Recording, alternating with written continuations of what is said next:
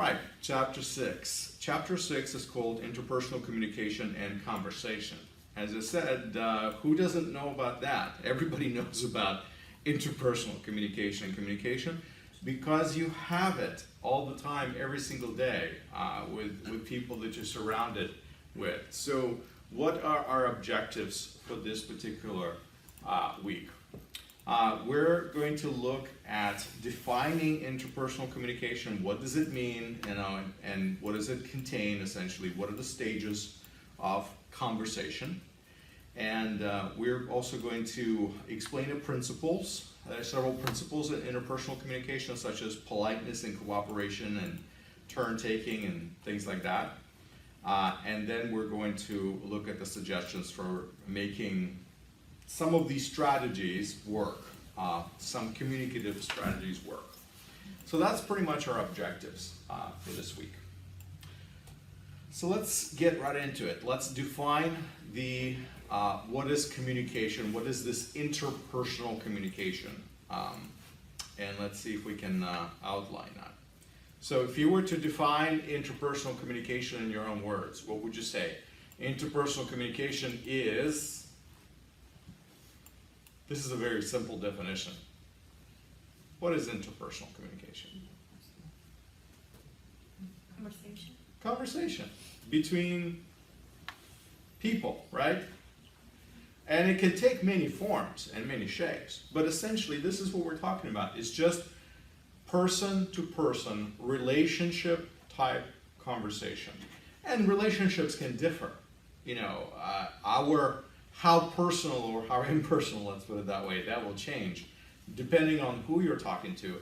But interpersonal communication is what every single human being engages in, unless they are really by themselves in the middle of nowhere, like on some stranded island, okay?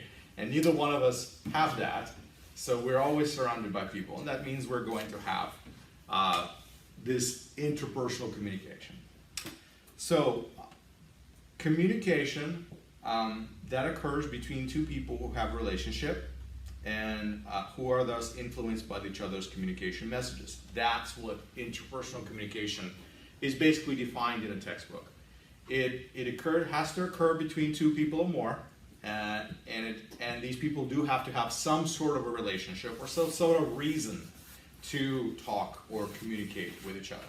And there has to be an exchange of message, and that's it. That's really what interpersonal communication is. Now, there is a little bit of a differentiation, sort of say, that needs to happen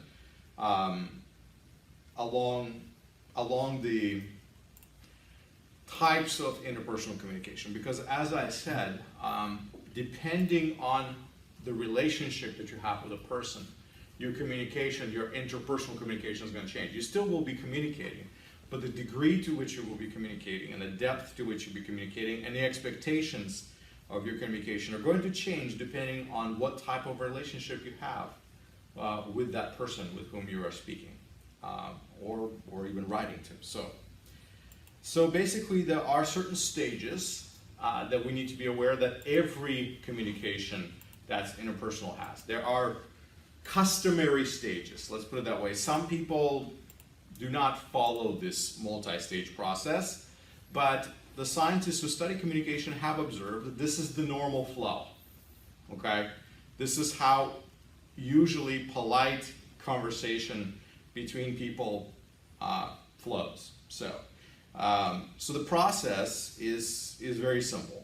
You have the opening. What's the opening? Hi, how you doing? That's an opening. See what I mean? It could be anything. It doesn't have to, you don't just launch into what you want to say, right? There's always a little bit of preamble. There's always a little bit of an introduction before you actually say what you want to say. You meet a person, you don't just start speaking to them because they don't even know you are speaking to them. Sometimes you might have to address them. You know, you might call them by name so that they know you're speaking with them. So there's an opening. And then there's a feed forward. Now, what is a feed forward? Feed forward is when you basically tell a person, I need to ask you a question.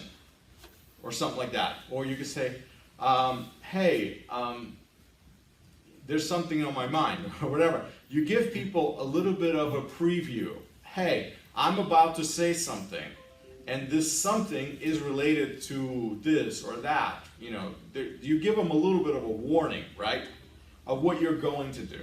So that's what we call feed forward. Now, some people skip to the feed forward. Other people follow this pattern of giving people a little bit of a preview. Hey, I'm going to ask you a question, or I need your opinion, or you know, have you ever thought about this? You know, or whatever feed forward may be in your conversation. That depends on whatever your conversation happens to be. It's going to change. But there's a little bit of a preamble to what you're going to say. Then you actually go down to what they call the business, meaning that is what you want to say. You said the opening, you got my attention. You told me what you want to talk about, or what you're going to say, a little bit, give me a little clue. And then now you really want to say what you want to say, and now this is where you do your business. This is where you communicate. This is where you express what it is that you wanted me to know. Whether it's your opinion, or a question, or remark of some sort, or you know, situation you're trying to work out. The point is, this is where you communicate the core of your message, what it is that you have to say. And then after that, there's a feedback. Why? Because remember, communication process is not one way. This is not a one-way road. It's always a two-way road. Every listener is a communicator as well. Every speaker is also a listener.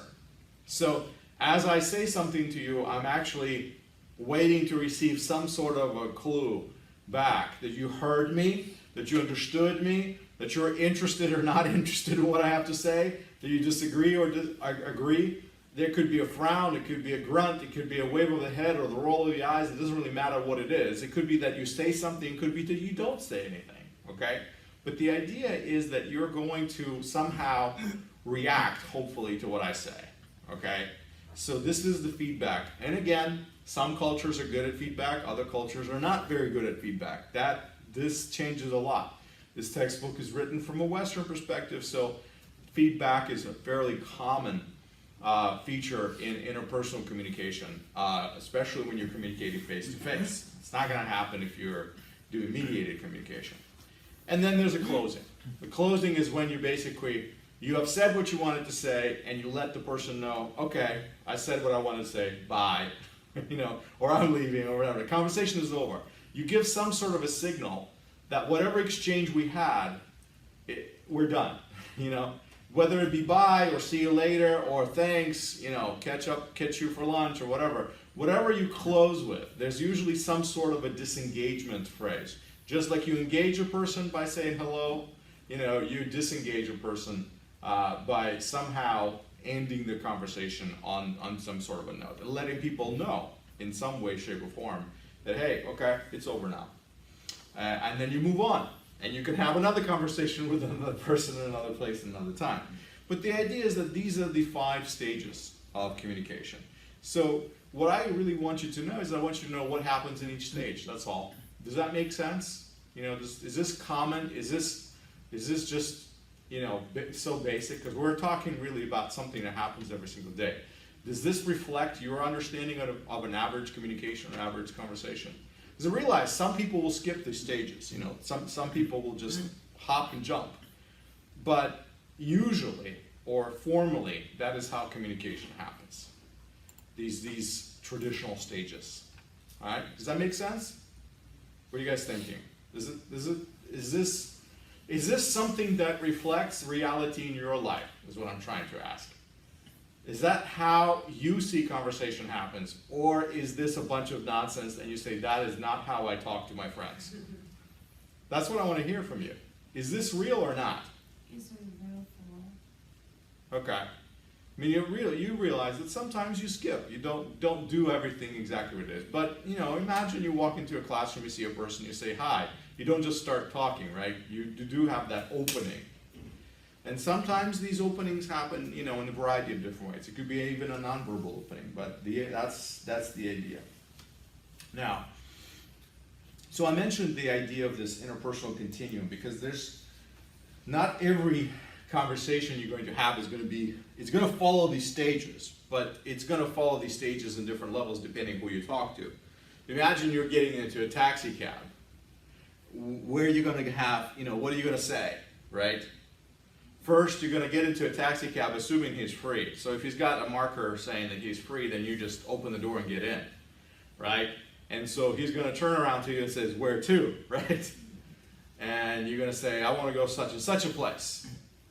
And when you get to such and such a place, you're going to say, okay, here, or he's going to say, oh, we're here, is this it? Or something like that. And you say, okay, yeah, we're here. So how much is it? Here's the exchange. Done. Business is over. All right, thank you very much. Bye.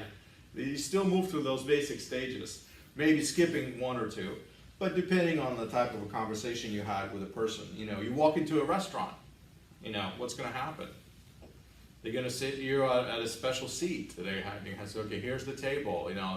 The waiter or waitress is going to come. A person who's serving you at the table is going to introduce themselves. They're going to say, hi, my name is so-and-so. How can I help you? Do you get the menu? Do you want to hear our specials? Whatever they're going to say, it's going to be a number of things, but it's going to still flow along that line. So whether you're talking about a conversation with your friend or a server in a restaurant, we're still talking about that same type of flow of conversation. It's just the type of a dialogue or a type of a conversation that might happen is really dependent on your relationship with that person. So that's the preliminary aspect of understanding how the conversation flows. Now, my other objective in this session is to explain how several aspects of our communicative behavior work, meaning cooperation and politeness and turn-taking and things like that. So there are several principles that we as speakers, as communicators, practice. And this will change from culture to culture because every culture has their own protocol, for engaging others. But more or less, you will recognize these features in pretty much everybody's life.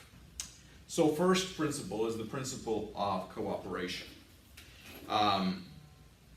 People have to assume in communication that whoever you're talking to is actually listening. If there's no cooperation, then we don't really have a communication, right? I'm talking to you, but you're not engaging with me. So if there's no cooperation, then there's not really a communication, or it's a broken communication, right? Because it goes one way, but it doesn't come back. Remember, we're talking about communication being a two-way street. If I'm going towards you and you're not moving towards me, then we're not really communicating. There's something broken in this. And so a principle of cooperation in communicative behavior is important. As people communicate, there are different trajectories they take. There are some people who are described as the quantity people. Some are more quality. Some people focus very heavily on the relation that they have to each other, and some people are very manner-oriented. So what are those things? What are those aspects of our communication? The quantity principle really has to do with how much people talk and how much they explain themselves. Some people focus on making sure that everything they say is spelled out, making sure that they say everything they need to say in order for the other person to understand them. They are very careful. Sometimes people are very careful with how much they say, and they want to make sure that they said enough in order for the other person in the conversation to really truly get what they're saying.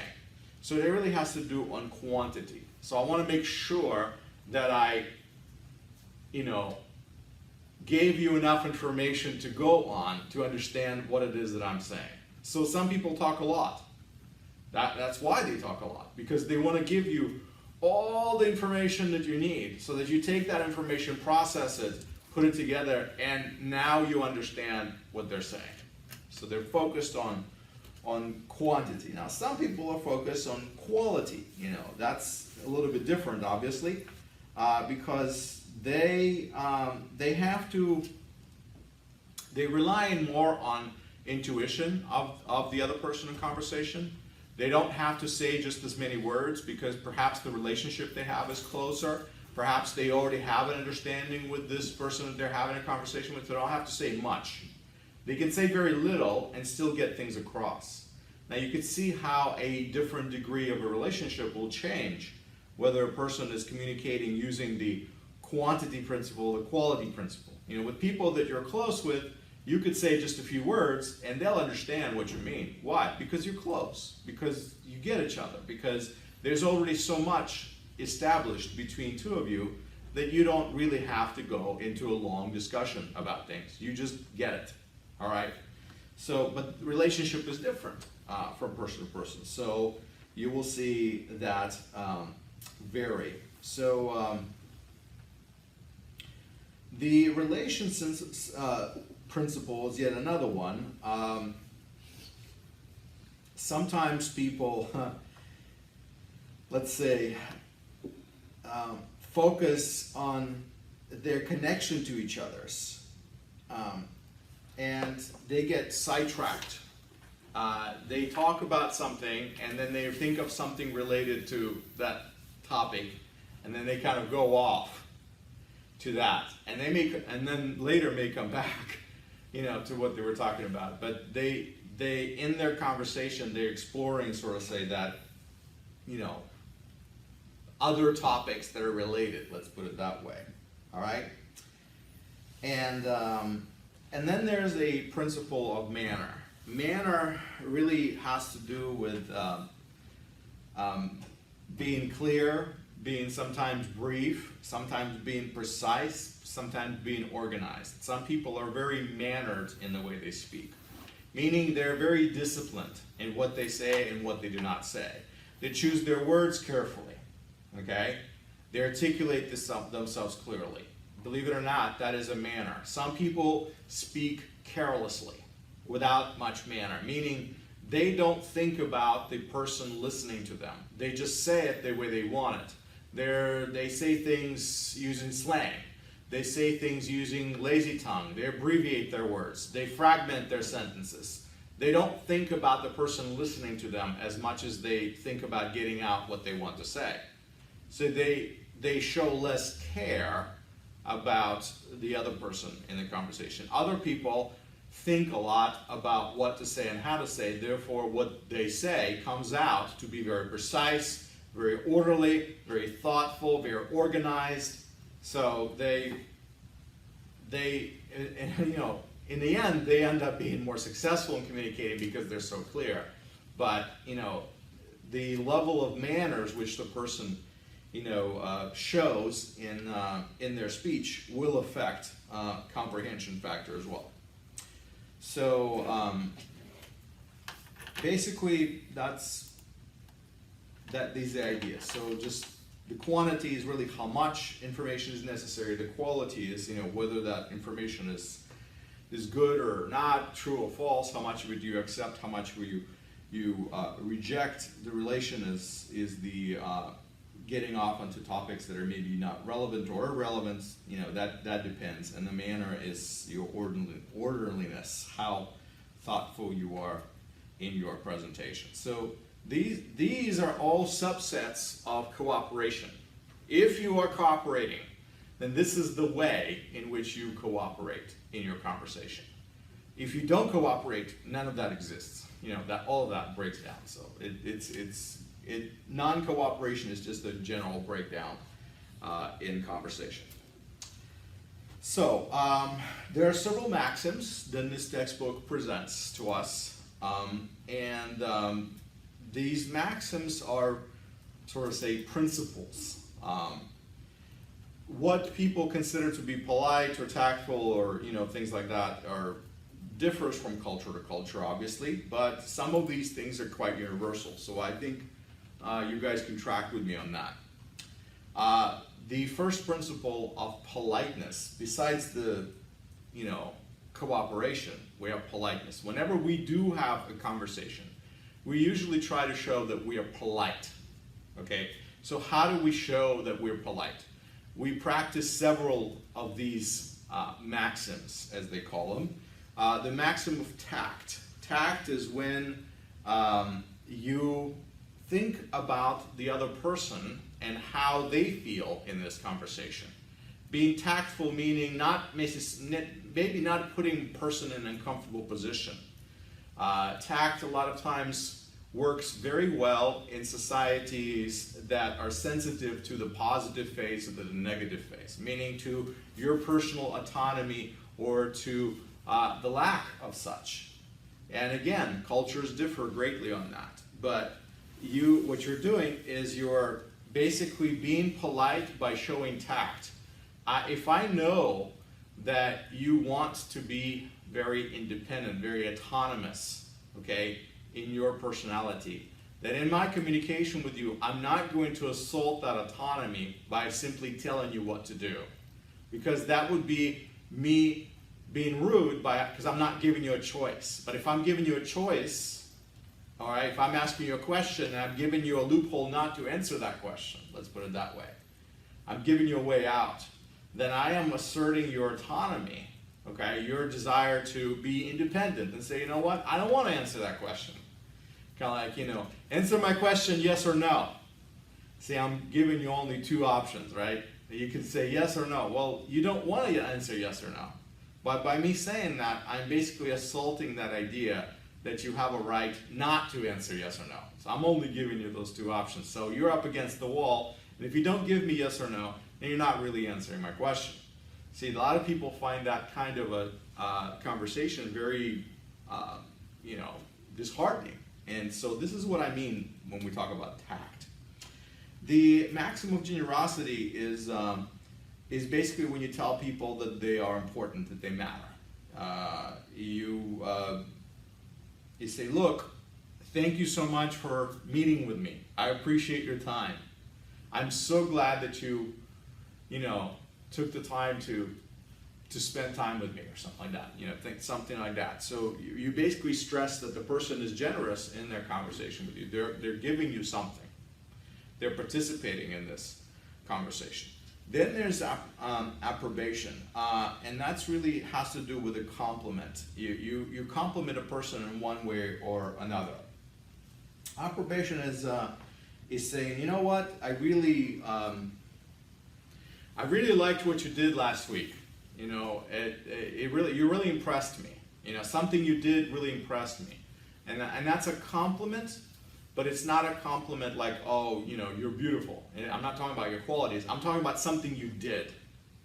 Your actions, I value them. And I value them in a positive way. So that's, approbation.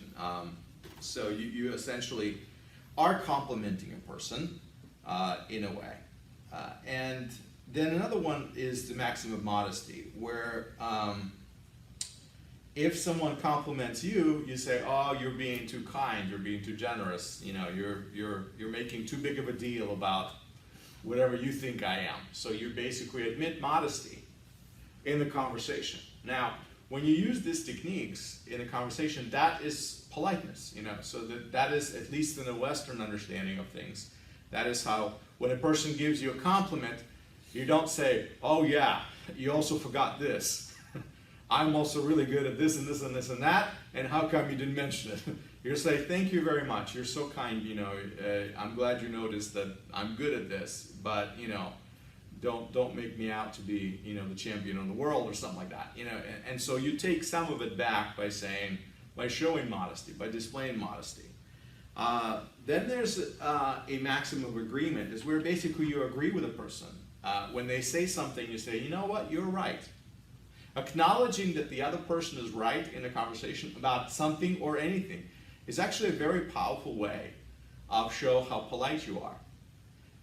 Even if you always have to find something that the other person is right about, even if you disagree on most things, even if you're having a conversation that's more of an argument, you can still find things that you agree with the person that you disagree with in general. So, and that is being polite. That is one of the ways in which we show politeness, is some measure of agreement on something. And the maxim of sympathy really has to do with me saying, I know how you feel, I understand. This is, too bad this happened, or I get it. Basically it's commiserating with a person's of feeling. I know you're frustrated with me, okay? I'm still your friend, but I really don't like what you're saying. See, when I say that, I know you're frustrated with me, I'm recognizing your feelings. I am showing sympathy. That's being polite. That doesn't mean that I agree with everything you say, but it just basically means I'm acknowledging, hey, I get where you're coming from. I still may disagree with you in the core, but I get it. So this is, these are your basic politeness principles, let's put it that way. The other aspect is in conversation. If you're having a conversation and you're communicating and you're cooperating with each other, that means there's a two-way flow, and you're showing these measures of polite conversation. The other one is turn-taking. This is really important for us to understand, because a lot of times in conversation, you have to go back and forth. You have to take turns. Otherwise, it's not really a conversation, right? When we talk about being dialogue or monologue, these are the big differences between, sort of say, our speaking practices. Both the speaker and the listener must exchange whether verbal or nonverbal cues to each other of when it's okay to take a turn, when it's okay to pause, when you expect the other person to speak. Now, a lot of times we use these conversational turns. We change the conversation by asking a question or something like that. And we ask a question, and so the expectation is the person would answer that question. Because when we end a phrase or a sentence with a question, it is usually an invitation to respond, right? So that's the idea. It could be a simple thing of like, what do you think? Or isn't it? Or something like that. And then the person has like, oh, that's my clue. I'm supposed to say what I think. Or I'm supposed to confirm or disconfirm, or somehow I'm supposed to give them feedback on whatever they're saying. So there's this turn-taking, sort of say, transaction that we all do in our conversation. We all communicate in some way, shape, or form that, hey, I said what I wanted to say, now it's your turn to respond, or say, something back to me. Or at least tell me that you got it, or that you heard me, or something like that. Now, sometimes we want to maintain our turn. Sometimes we don't want to stop yet. Another person may want to be jumping into conversation, right? But we say, no, I'm not finished yet. And there are ways in which we show a person, wait a minute, I need to get this thought out. I'm not done. Let me finish. I'm not done with my point. I'm only halfway through, or something like that. And that's okay. So you can choose to maintain your turn by saying, I'm not done yet, or something like that, or motioning even non-verbally somehow. Other times you yield a turn, or you're saying, I am done. I am ready for you to talk. All right? And you invite the person to give their opinion or chime in on a conversation or whatever happens. So, but besides that, and that's from the speaker's perspective. From a listener's perspective, you can request to be included in a conversation. Your friend is talking and you want in, right? You don't want to wait until they're finished because maybe they're talking about something complicated that's going to take a while. You basically want to interject. And you could say, wait a second, or something like that. And then you jump in. And so when you say, wait a second, that's a clue for your conversational partner to say, okay, he's got something quick to rebut or course correct this conversation somehow. And that may take us into a different direction. So yeah, I got a second, I got this point to make, but I got a second, go ahead, jump in. And that might take our conversation in a different direction, which is fine. So I can request, a turn, essentially, in the middle of you talking. But I can also deny a turn. If I'm talking and, like I said, there's that idea, you can let a person have a turn, or you can say, no, let me finish, or something like that, and things like that. As far as the speaker and the listener go, it's a two-way road, is what I'm trying to say, this whole relationship. And then there's, of course, back channels and interruptions that happen as well. And that really has to do with when whoever's talking, interruptions happen because they're part of life. A phone rings, something else happens, you get interrupted. The back channeling is like whatever's going on in the background between your conversation is going to play a role in your conversation. You're always going to get interrupted. Something's going to go off, some alarm's going to go off, or like I said, phone's going to go off, someone's going to walk into the room, all of a sudden you were talking and you're like, wait a minute, this was a private conversation, someone just walked in, we're going to have to hold that one. So you stop talking, you say, all right, let's finish that later. And you politely say, I'm not comfortable talking with somebody else who just walked into the room. And that's okay. So things like that happen in the middle of a real, sort of say, conversation. So here's let's see, a chart that really shows the whole turn-taking idea. I mean, I'm pretty sure this is fairly basic. The fact that we take turns and we yield turns, the fact that we request turns, is pretty much a fact of communication. We do that all the time. It's just, I know that you may not be thinking about that all the time, because most people who communicate do not break down the mechanics of their communicative behavior. And so in communication, 100, that's what we do, is we study the nuts and bolts of what communication is and what it isn't. What's a good communication, what's a bad communication, what's effective, what's ineffective. How does it actually work? This is the mechanics, and that's what we're looking at. So if this is redundant, it's okay. Sometimes it's good to just be refreshed and look on that. But I know that most of you get it. So as we have these conversations, as we have these discussions, something that you need to know as far as the terminology goes, there's two types of styles, or say, or modes of communication. There's dialogue and monologue. So dialogue is a two-way conversation in which each person is the sender and the receiver, and there's this two-way street, okay? Monologue is when one person speaks and the other one listens, and there's no real true interaction unless people are willing to give some sort of feedback, but that's most of it. So monologue, is basically when one person talks and the other listens. It's really that simple.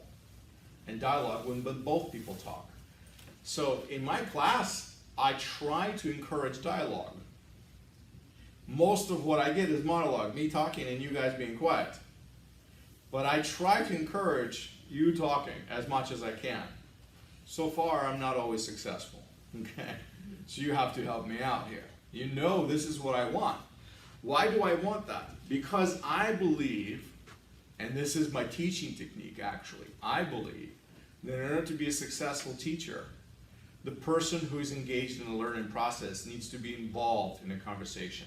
Personal engagement in the conversation makes learning more effective. The reason why I don't just play a video, I could just ask one of the administrators to play my YouTube video of this whole entire class to you, but it's not going to be the same. I want for you to talk to me about these issues, because that's when these issues become real to you, and that's when learning can happen on a deeper level, okay? Which is why I practically always teach through dialogue. Monologue teaching is not my favorite thing. I hate to just be the talking head and standing over there and just talking, and nobody's responding to me about anything. So it certainly can be done, but I find that to be less effective, much less effective, than the dialogue style of instruction that I engage in all the time. So monologue is when one person is talking and the other one doesn't, and dialogue is when both are engaged in a conversation. So let's see. in a personal relationship, it's one thing if we're talking about a classroom. Some people, feel differently about a classroom because of the type of conversation that we have, relationship we have is a little bit different. But between friends, there should never be a monologue. If you truly are a friend with a person, and if you have a personal relationship with someone, then your relationship should not be confined to a monologue, where basically one of you talks and the other one doesn't. If that happens, that's unhealthy. It's very unhealthy, it's wrong. There has to be a two-way conversation. Otherwise, person who dominates all the talking is usually shows some signs of dysfunction. They can talk, but they can't listen, all right? They can express opinions, but not hear opinions, so that's not healthy. In a real relationship, it's always a give and take. And so monologue, if that happens in real communication and real relationship, it's not always a healthy thing. So, which is why dialogue allows for much more dynamic conversation. All right, so another principle in our conversations that we use is the principle of immediacy. Immediacy is closeness. It's the togetherness, it's the oneness. When you have the listener and the speaker feel a connection. Okay, immediacy is this connection.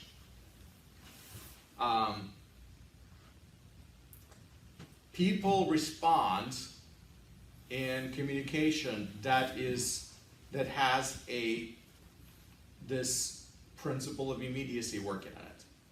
I don't know if you've ever realized this or not. There's a reason why people communicate live and it gets things done or gets things accomplished or it's more effective. Live communication is more effective than non-live communication.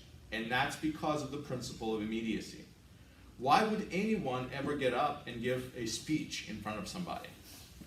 Why would a bunch of people gather into a room and listen to a speech of somebody? They can catch it on YouTube, right? They don't need it, right? Truly, if they wanted to avoid it, they could. They could watch it on TV, right? But why? Thousands and thousands and thousands of people gather in one place to hear somebody speak. Because of immediacy. Because this principle of immediacy makes that communication absolutely different, unique, indispensable, unrepeatable, unrelatable in any other way. So, not all cultures respond the same to immediacy, but essentially in the Western culture, this idea of closeness, of orientation between the speaker and the listener, being in the same room, the energy, the connection that is created by being in the same spot together, okay, is unique and valued and perceived differently than being removed by a distance, not being in the same place at the same time. There's a lack of emotional connection that happens in other forms of communication, but communication that is showing immediacy is powerful partially because of the emotional engagement that people have by being in the same exact spot, the same exact place. All right, does that make sense? I mean, there's a reason why people get together in these big, huge places and they want to listen to somebody speak. They don't need to. They can just say, just send me that speech, in email or something like that. But there's a reason why they will drive for a long time and wait in line and organize their life, put their plans on hold, skip dinner, whatever they have to do to get to a place to be in that spot at that time when that speech is being delivered, when that person is there, when that person is speaking, because there's a connection that exists there that would not be there otherwise. So, and so immediacy is actually a very powerful tool, and that's one of the things that public speakers actually utilize quite a bit. It's a very big aspect.